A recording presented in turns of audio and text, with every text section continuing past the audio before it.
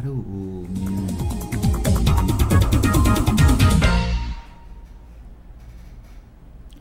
Boa tarde, estamos começando uma entrevista com a professora Adoréa Rebelo, da Universidade Federal do Amazonas. Kleber Oliveira aqui conosco também. Desta vez a gente vai falar da BR-319. A professora Adoréa tem uma visão muito crítica sobre essa questão da BR-319, por isso nós a convidamos aqui para discutir um pouquinho esse tema conosco. Nós estamos dizendo que a professora Adoréa diz que a BR-319 não pode ser asfaltada do jeito que querem fazer. O que significa isso, professora? Boa tarde, Valmir. Boa tarde, Kleber. Desde já agradeço, não é, a minha participação aqui com vocês. Bem, a questão da BR-319, como é que a gente poderia dar início para discutir essa questão? O trecho que corresponde a cerca de 450 quilômetros, que é o trecho do meio da BR-319, ele apresenta, Valmir, um problema de caráter estrutural. Quando a gente fala que é um problema de caráter estrutural, esse problema vai tanto estar ligado à questão do solo, como à questão geológica do terreno. Então, qual é, do ponto de vista geográfico, qual é a situação desse trecho? Esse trecho ele funciona como o divisor de água dos rios Purus e Madeira. Então, é um trecho que você vai aí dividir essas duas imensas bacias hidrográficas, não é? E você vai tornar, sem sombra de dúvidas, os terrenos encharcados. Pois eu assisti uma palestra sua tempos atrás, acho que não faz um ano ainda, a senhora mostrava ali que esse foi o principal motivo de a BR ter se deteriorado ali, né? O asfaltamento foi-se em pouquíssimo tempo, considerando que uma estrada pode durar 20 anos, né? Então a BR-319 teve uma vida muito curta, né?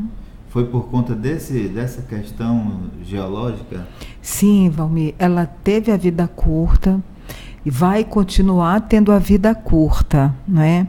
Se for o processo de asfaltamento, entre aspas, que eu acho que é só um recapeamento, uma pavimentação, for feito dessa forma, que eu considero uma forma irresponsável do ponto de vista técnico. Eu posso dizer que não seria contra agora a construção da estrada, não, mas eu acho que da forma que está sendo, assim, de forma muito rápida, esses 450 quilômetros aí, é uma coisa meio irresponsável do ponto de vista técnico, considerando aí 3 fatores que eu vou aqui citar.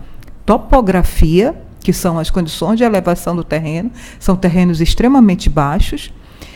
Composição textural dos grupos de solos, são solos com textura extremamente fina, porque são solos sedimentares da bacia amazônica.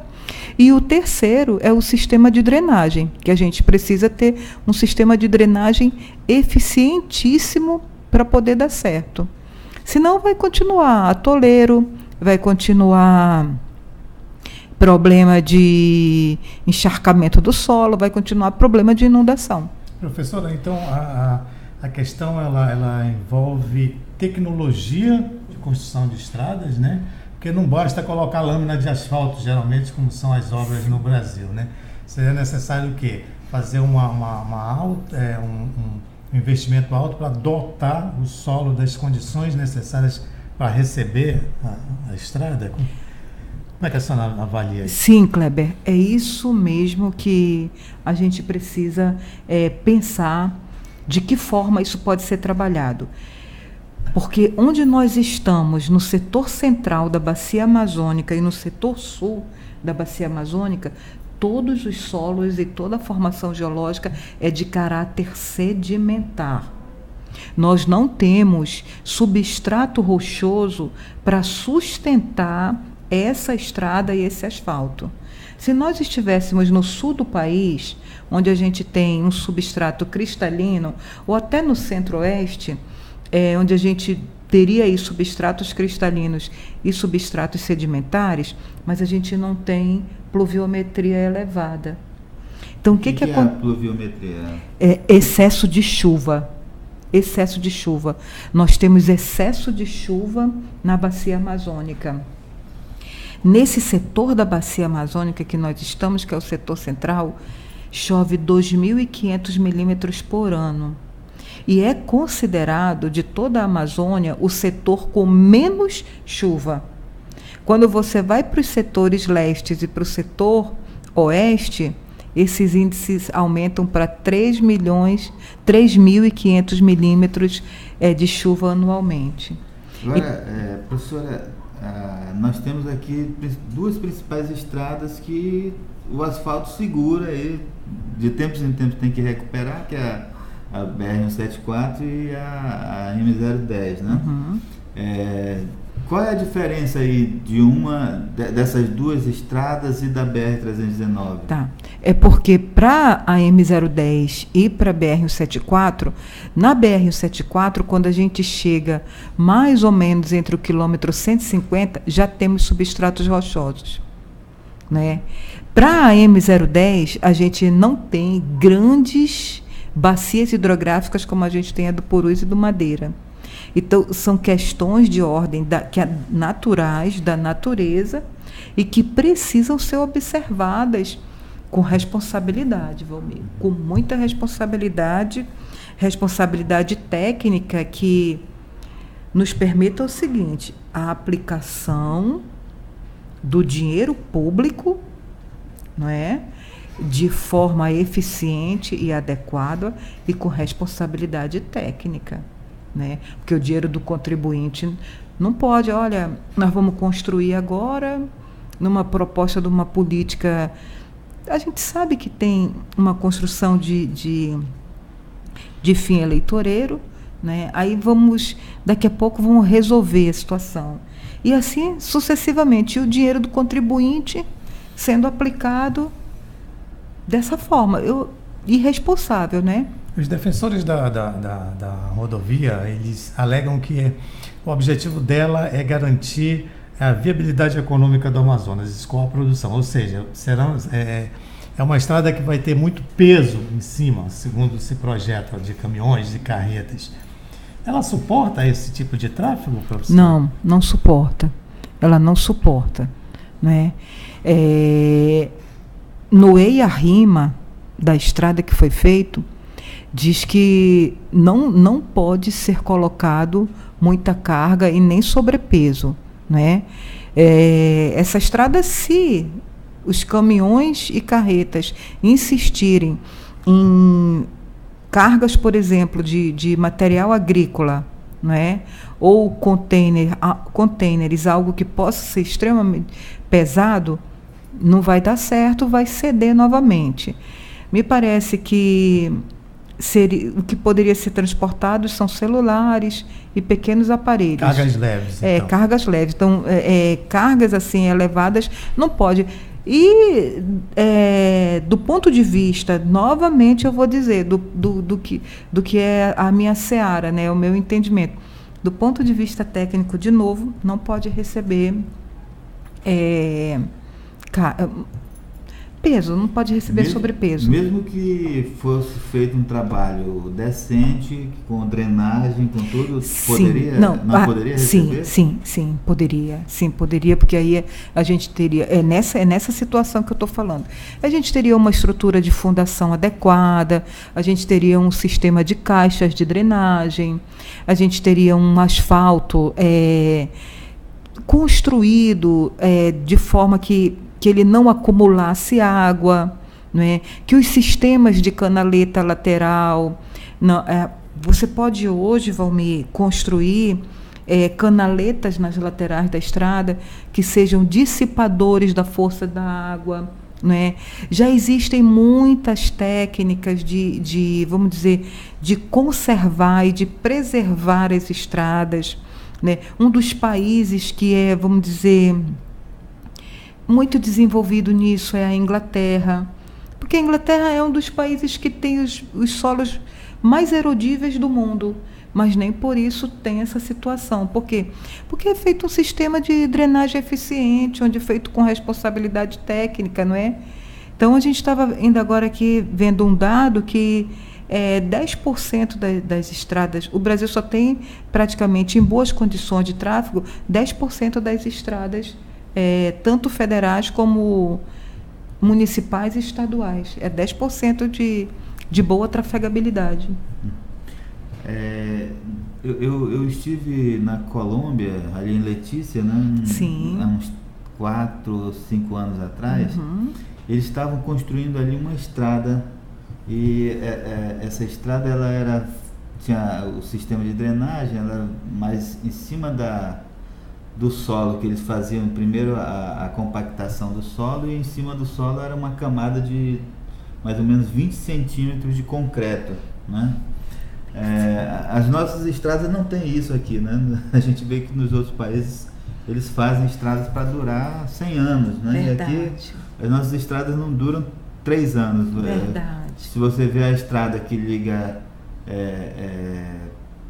Benjamin Constant à Atalaia do Norte, Meu Deus. aquela estrada foi entregue há pouquíssimo tempo e está totalmente destruída, né? Então, aqui se faz estrada para se deteriorar em pouquíssimo tempo, parece que para que você contrate novamente o serviço e crie um ciclo ali que as empresas ganhando dinheiro e o contribuinte pagando caro por isso. E a estrada parece ser a única logística de transporte que o poder público, os políticos e os empresários defendem. Por que não se aproveita, por exemplo, as hidrovias, que é muito vasta na região, professor? Olha, a gente tem aí a chance da gente aproveitar a hidrovia, mas a gente tem muitos problemas ligados à natureza. Essa natureza amazônica que a gente vive é uma natureza pungente, né? A gente poderia dizer assim. Então, é muito séria esse meio natural que a gente vive. O que nos impossibilita de construir hidrovias, né?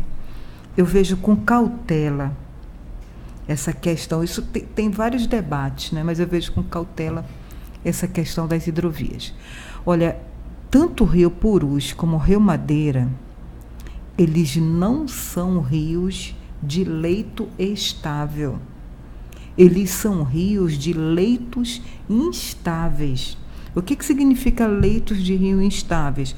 São leitos que ainda não se formaram, não se consolidaram. Então, sem sombra de dúvida, você vai encontrar inúmeros obstáculos durante uma vazante. Então, vocês já ouviram falar assim, olha, aqui na frente tinha uma ilha, a ilha aumentou ou a ilha diminuiu. Nos casos dos rios de Água Branca, do rio Solimões, do rio Purus, do rio Madeira, do rio Juruás, né? Então, aí o que acontece? Essa ilha aumentou, essa ilha diminuiu. É o caso da Ilha da Paciência, né? Praticamente ali em frente o município de Iranduba, que se torna um obstáculo à vida das pessoas. Então, hidrovias nos rios de Água Branca, a gente precisa também pensar com cautela, né? Agora, a saída então para a BR-319 seria um serviço eficiente de drenagem. Serviço eficiente de drenagem, compactação do solo, sistema de canaletas laterais, onde a gente, olha essa situação que a gente está vendo, olha. Cadê a canaleta na lateral da estrada? Não tem, né? E aí, olha bem na parte central. Tá vendo? É uma capa de asfalto, gente. Isso é brincadeira com o nosso dinheiro. Olha o sistema de drenagem. Olha como eu te falei que é um grande divisor de água entre essas grandes bacias hidrográficas E aí, olha como o solo é argiloso. E essa situação aí, né, professora, permite a erosão da margem, né? O grau de erodibilidade do solo é elevadíssimo. Então, ou você encontra mecanismos, como o grau de encharcamento dele. Aí a gente tem duas coisas. A gente tem a composição física do solo e a gente tem a dificuldade de infiltração da água no solo, que é a drenagem do solo, né? Nesse caso aí que a gente viu isso aí são igarapés, né? São os igarapés. Nesse caso não basta só fazer uma ponte por cima, tem que fazer também depois da ponte um serviço de drenagem. Um sistema de drenagem eficiente. Aí não seria nem uma ponte. Nesse caso não, eu estou falando da outra imagem do ônibus. Seria construir as caixas de concreto mesmo, não é? Para que a água passasse por baixo. Nesse caso aí tem que ser uma ponte, né? Seria uma ponte e aí construir uma caixa de concreto embaixo que segurasse essa estrutura, né? Uma fundação muito boa e uma caixa de concreto. E ainda tem a questão da floresta, né, professora? Porque as margens das estradas, você abre a clareira, mas com o tempo o mato volta, né? Vai tomando conta da estrada novamente. Sim, se regenera muito rápido. Agora, professora, o EIA-RIMA da BR-319, eu me lembro, faz muito tempo que foi feita, e foi feito por professores da UFAM, não foi isso? Sim, foi feito por um grupo de professores da universidade. A senhora chegou a participar? Não. O Departamento de Geografia participou? Não participei. Eu não participei. Como é que o Departamento de Geografia não participou desse projeto? Então, esse EIA-RIMA, ele foi um EIA-RIMA que foi trabalhado por um grupo da Faculdade de Ciências Agrárias e do Centro de Ciências do Ambiente. Então, eu sou de um outro instituto, eu sou do Instituto de Ciências Humanas e Letras. E aí eu não participei. Agora, a senhora conhece o projeto para recuperação da BR, para o asfaltamento? Sim, eu já olhei, assim, eu já vi esse projeto. E não tem nada disso que a senhora está propondo? Não tem nada do que eu estou propondo. O que eles colocam, o que tem no projeto é o recapeamento a proposta, ela começa assim: todo mundo diz que essa estrada já está aberta e que ela só vai ser asfaltada, né? Não é bem assim, não. Essa estrada, ela está aberta, mas ela é o que eu vou falar novamente, ela requer estudos técnicos que demandariam tempo, muito tempo, né? Isso aí é coisa para 4, 5 anos ser realizado, né? Fazer todo esse levantamento, fazer as prospecções dos grupos de solo, identificar a composição do gradiente textural subjacente do solo, a profundidade desse material, né? Identificar os pontos críticos, ver quais são a densidade de drenagem. Eu diria para vocês aqui que a gente vive num ambiente encharcado, né? Eu cheguei a calcular, na base do Urucu, 17 canais em 1,5 km de percurso, 17 canais hidrográficos, né? Então, o que teria que ser observado? A metragem de distanciamento desses canais, né? A identificação dos pontos críticos, os sistemas de análise para onde que as canaletas iriam ser conduzidas, né? Essa água ser desviada para algum lugar, que seria para algum lugar não, essa água ser desviada para um lugar adequado e não diretamente ou para o rio ou para a própria estrada mesmo, né? Então a questão ela não envolve só uma maquiagem do barro, né, professora? Ela envolve altos investimentos. Altíssimos investimentos. Vai ser caro para fazer essa questão técnica toda, né? Sim. A senhora tem mais ou menos uma ideia de custo assim por quilômetro de um trecho desse? Olha, eu acho que é muito mais do que 5 milhões. Né? Então, você não não teria assim como projetar agora isso. Por quê? Porque você tem que fazer o reconhecimento de cada ponto. Eu não sei se esse reconhecimento está sendo feito. A gente não tem nenhuma informação do estudo técnico, Kleber. A população está desinformada. Então, tu não tem assim... onde é que está o ponto crítico dessa situação? Né? Onde é que está o ponto, vamos dizer, positivo ou negativo desse processo? Tem. Então, da forma como querem fazer, só colocar asfalto, é dinheiro jogado fora. Sim, é dinheiro jogado fora e vai chegar num momento que vai ter que recapear novamente. Agora, né? A discussão até aqui, professor, ela tem sido feita só em relação à questão ambiental, se vai ter impacto, se vai ter impacto ambiental, ou se vão invadir ali as margens da estrada, inclusive áreas de preservação, né, ambiental. O governo federal já criou, né, o Ministério do Meio Ambiente já criou várias áreas de preservação ambiental ali. E a questão tem sido discutida a partir disso só, né, da BR-319. Não se liberou até agora porque não tem garantia de que a floresta vai ser preservada. Essa discussão que a senhora está trazendo é outra, de que não basta refazer a estrada, tem que fazer um serviço bem feito, senão vai ser dinheiro jogado fora, né? Primeiro reconhecimento em detalhe dos pontos críticos, né? Identificados os pontos críticos, identificar os sistemas de drenagem e, após essa identificação, estudar que técnicas podem ser viabilizadas para controlar e mitigar o processo erosivo. Só por último, asfaltar. Asfaltar é o último. Nós temos aqui a participação de algumas pessoas que estão nos assistindo. A Rosa Tomás diz: eles estão fazendo um trabalho mal feito. Tem aqui o Marcos Aurélio Sena, diz: não suporta por ser um serviço mal feito. No deserto de Abu Dhabi fizeram uma cidade com flora. Perfeito. O que falta é compromisso político, segundo ele, né?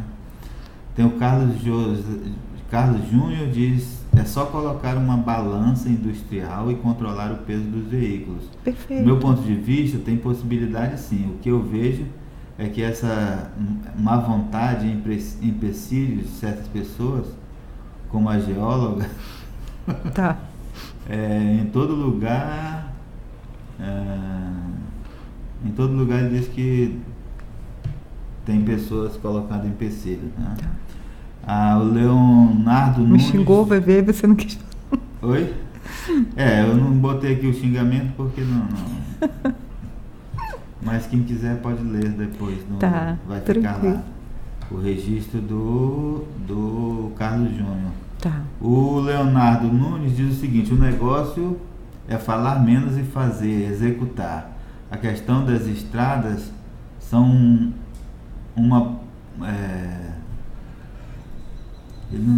a questão das estradas são uma ponto de... Não completa aqui a frase. No que diz respeito, pois vai aparecer histórias de grandes cifras para resolver e escoar literalmente as obras superfaturadas. Tem o Abraão Monteiro, que diz: o governo não apronta a BR-319 por causa das balsas dos empresários. Esse é o Abraão Monteiro que diz. O Cássio Júnior também fala das balsas. Ela compactua com os empresários de balsas, são todos bandidos. Essa estrada já existe há anos, não asfaltam porque não querem. Quer comentar, André? Quero. Veja, olha só, eu não tenho nenhum vínculo com ninguém que é dono de balsa, tá? Porque, olha só, veja bem, você que me acusou de dona da balsa, eu podia acusá-lo de ter compadrio com o dono da estrada, com o dono do ônibus, né? Então você está vendo como é a relatividade do processo, né?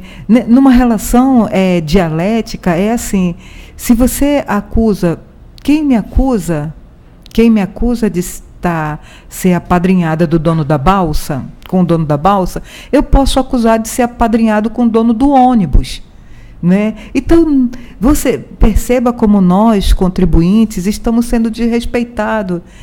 né? É isso que as pessoas querem, nos jogar de contra um o outro.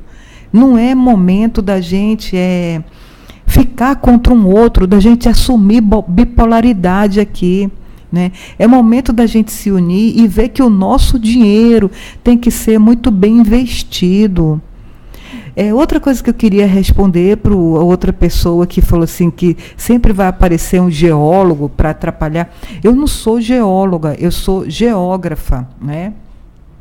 E tudo que eu falei tem o mérito técnico e o mérito do meu conhecimento acadêmico e científico sobre o fato. E aí eu quero te dizer o seguinte, para você que acha que eu não quero fazer as coisas, né? Eu não sou contra a estrada, pelo amor de Deus, não compreenda dessa forma. Eu não sou contra, até porque eu não quero cercear de ninguém o direito de ir e vir, porque é um direito que cabe às pessoas.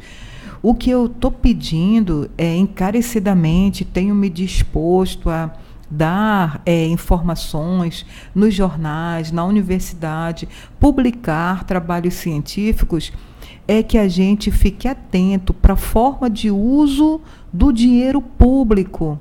Então, a gente está vivendo aí um momento de crise, com o total, vamos dizer, falência do sistema público, por políticos, né, que eles gerenciam para onde vai ser alocado o recurso. É essa a nossa grande crise, não é?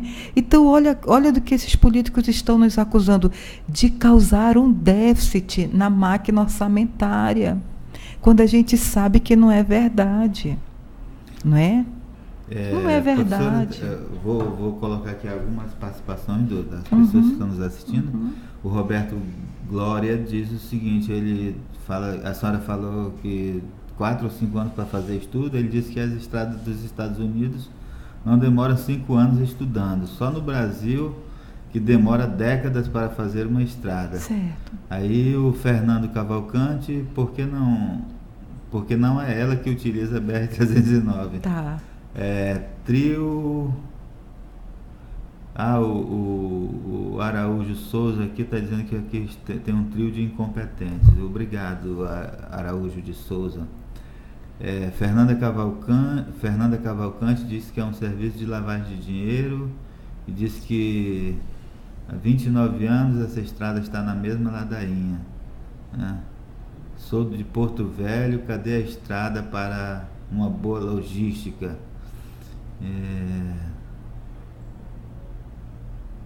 O Maeli Vale diz qual o verdadeiro motivo de a estrada não poder sair. Né? Só para esclarecer as pessoas que estão passando mensagem, a professora disse desde o início que ela não é contra o asfaltamento da estrada. Não, o que não ela sou. É contra é você fazer investimento com dinheiro público, né? E aí só para você aplanar a terra ali, o barro, e jogar ou para se eleger, ou para se eleger. E a professora Sônia estimou inclusive o custo de 1 quilômetro para um serviço bem feito em 5 milhões de reais. Pelo histórico que a gente tem de obra pública no Brasil, né? O primeiro quilômetro sairia aí por uns 10 milhões no primeiro aditivo, né? No segundo já seriam uns 30 milhões. E por aí vai, e no final se gastaria 1 bilhão e a estrada não ficaria pronta. Então, deixa eu só responder algumas perguntas. Olha, eu já usei a BR-319, eu sei como é que é essa situação de calamidade e de precariedade, mas eu quero que você, usuário da BR-319, quando você for usar a BR, você possa usá-la por muito tempo. Né? Eu não quero que você use a BR durante 1 ano, 2 anos e depois fique sem usar. Pelo amor de Deus, não é isso. Uma outra coisa que a gente também encontra muito aí, as hipóteses, as ilações e até simulações, é de que existem grupos que estouram a BR, não é? Então, vocês que estão aí na BR têm que denunciar, têm que formalizar, porque nós 3 aqui, nós estamos nos posicionando, construindo o debate, né? Nós estamos construindo esse debate. Aí eu não sei assim até que ponto vocês querem construir esse debate com a gente para que vocês tenham uma estrada de qualidade. Nos Estados Unidos tudo é muito rápido mesmo, não é? Mas eu estimei esse tempo de 4 ou 5 anos porque tem uma situação da natureza inóspita. Eu tenho um índice pluviométrico muito elevado e eu tenho condições geográficas extremamente diferentes, não é?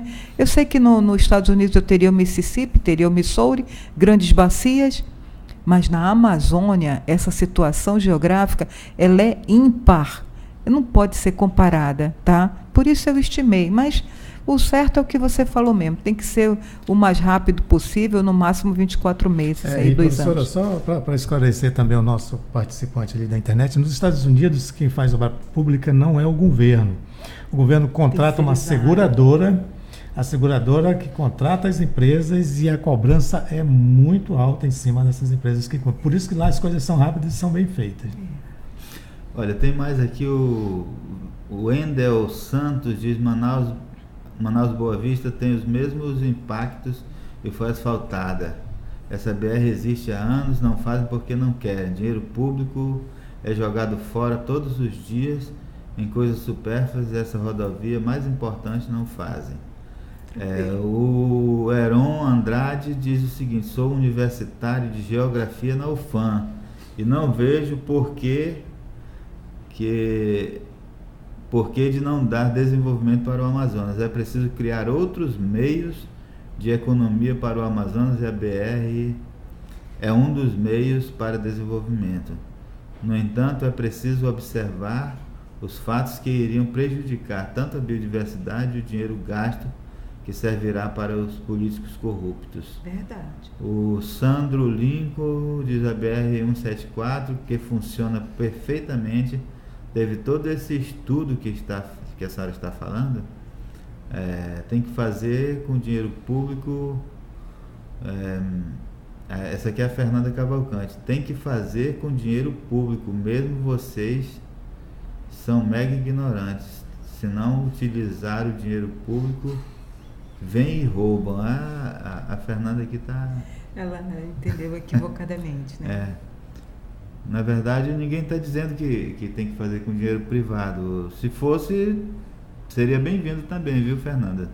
Se alguma empresa assumisse, se dispusesse a fazer o asfaltamento, a gente jogaria na saúde, fazer o asfaltamento da BR e cobrar pedágio, né? Seria muito melhor do que dinheiro público. Do que a gente ficar jogando aí a saúde no saneamento, né? A gente pelo menos teria certeza de que iria funcionar perfeitamente, porque o empresário que tivesse a perspectiva de ganhar dinheiro com a estrada não ia fazer um serviço mal feito, que é o que a gente está questionando aqui, né? Que a professora está questionando, entendeu? Então é isso, tem outras participações aqui que a gente pode, quem quiser acompanhar pode ler na internet, né? Na nossa página.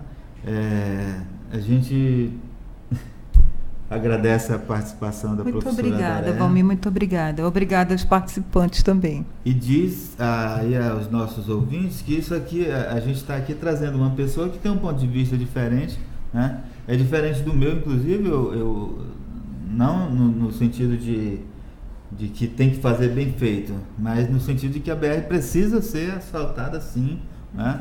Mas concordo com a professora quando diz que esse serviço não pode ser de qualquer jeito, né? Não pode ser como os tapas de buraco em Manaus. Você há uma previsão de 90 milhões de reais? 90 milhões, só a primeira etapa. A primeira etapa de asfaltamento dessa estrada. Não se pode gastar, né, milhões de reais para depois a gente ter essa estrada. Para depois os próprios usuários da estrada terem que estar tapando os buracos com pedra. Basta a gente lembrar que a estrada foi asfaltada, né? Quando foi feita, na década de 1960. Início da década de 80. Não, foi 70 e pouco, né? Final da década de 70, né? Foi. Então a estrada foi asfaltada, funcionou perfeitamente por alguns anos só. Mas aí vieram as chuvas, né? O peso dos caminhões e a estrada se acabou. Sem manutenção, né? Hoje, quando o governo quis, né, é uma reivindicação antiga do Amazonas, mas chegou, eu me lembro que no governo, primeiro governo Lula, né, essa estrada já começou a ser objeto de discussão. Cogitada, né? E aí o Ministério do Meio Ambiente, com a Marina Silva à frente, brecaram ali o asfaltamento por conta das questões ambientais, né? E hoje a gente está aqui discutindo com a professora, nessa live, outra questão que envolve a estrada, que é a estrutura que ela precisa ter para funcionar perfeitamente. E quem tiver o interesse em conhecer mais sobre história de logística de estrada na Amazônia, eu recomendo ler Mad Maria, do Márcio Souza, né, que é um excelente livro que narra bem o que é essa questão que a professora colocou aqui da natureza inóspita na Amazônia. Acho que é uma excelente fonte para se informar sobre isso. Ok, muito obrigado a você que nos assistiu e a gente encerra aqui a nossa live. Obrigada.